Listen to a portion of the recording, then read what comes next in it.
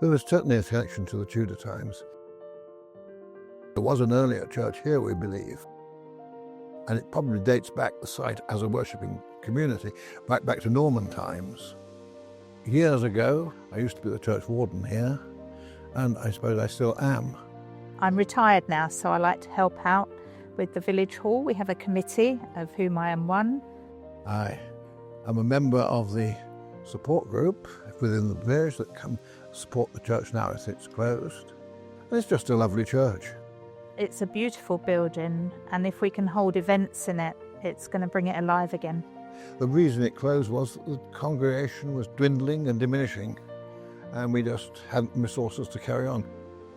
We made all sorts of appeals to the wider parish, but we only really got the support from what is now the support group. Before the church came into the care of the CCT, I think green and damp are two words that I heard a lot when people were telling me about St Torney. The walls were in a very poor state and the monuments didn't really stand out from the walls, so it was really struggling with lack of maintenance, ongoing issues with conservation.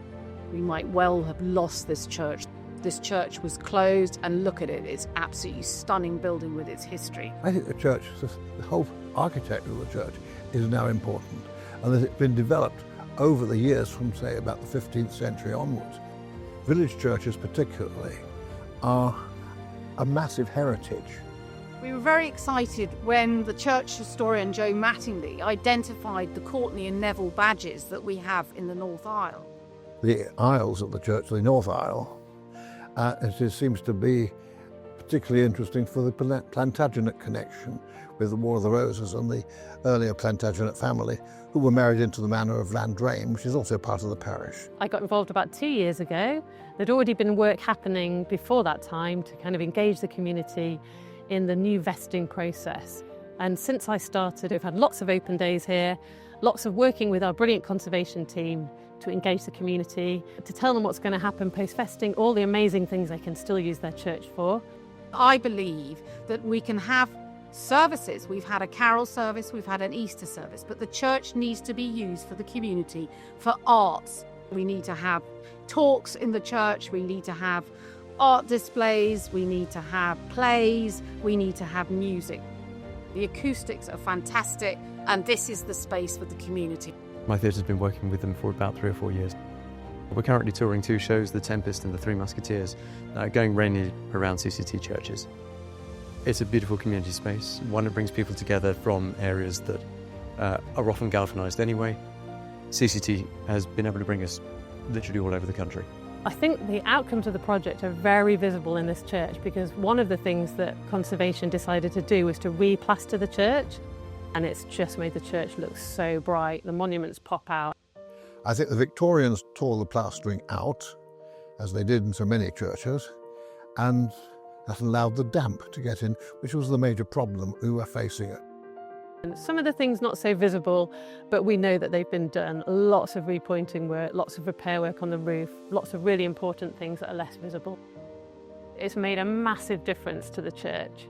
The community worshipped here for so long, for so many centuries, and it became a focal point for the village. In fact, it's now becoming more of a focal point because it's being used. I think the work we've done on the church has made a big impact on the community.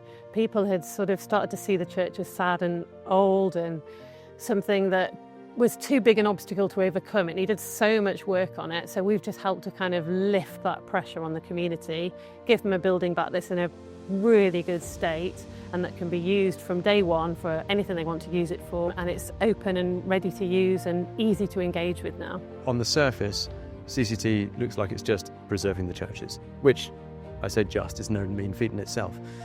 But given that there are communities and villages that are slowly dying away without the use of a working church, for a community space that really works, CCT is really helping sort of facilitate that, I think.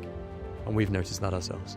It was a huge effort on the village part to get the CCT involved and just to save the building and try and get it used. Contributions really make a difference to the CCT. People have been very generous, not only with their time and support as volunteers, but also making financial contributions to give this church the best future possible.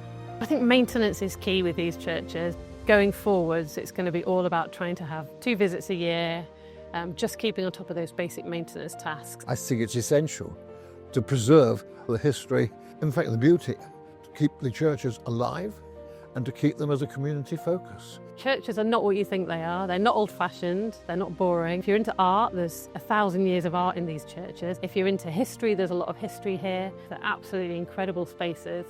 They've asked us at every stage what we want it for, how it's going, if we need anything else. So we've been a big part of the restoration, although they've done all the work. They've got to continue to do that work because this has been, as church is now restored, it's got new life into it. We're bowled over. It makes you feel almost sort of goosebumpy. It's just fantastic what they've done. It's just beautiful. We're delighted that they have saved and restored our church. So CCT has obviously brought theatre into places that we wouldn't otherwise get it. CCT has been doing fantastic work. Definitely needs to continue to do so. The community can use it for all sorts of events and activities. Whatever they want to use it for, it's up to them, and the future is very, very bright. If they can do that in other churches, other villages, then it will be a treasure trove for the future.